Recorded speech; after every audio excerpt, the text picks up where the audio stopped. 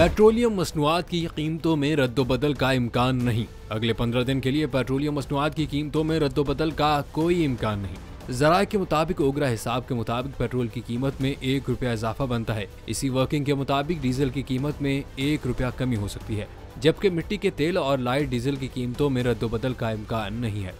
ज़राए के मुताबिक हुकूमत पेट्रोल और डीजल दोनों पर तकरीबन 82 रुपए फी लीटर टैक्स वसूल कर रही है। पेट्रोल और डीजल पर लेवी 60 रुपए फी लीटर है। हुकूमत पहले 6 माह के दौरान 475 अरब रुपए सार्फिन से वसूल कर चुकी है। रवा माली साल में 920 से 970 अरब रुपए वसूली का हदफ है।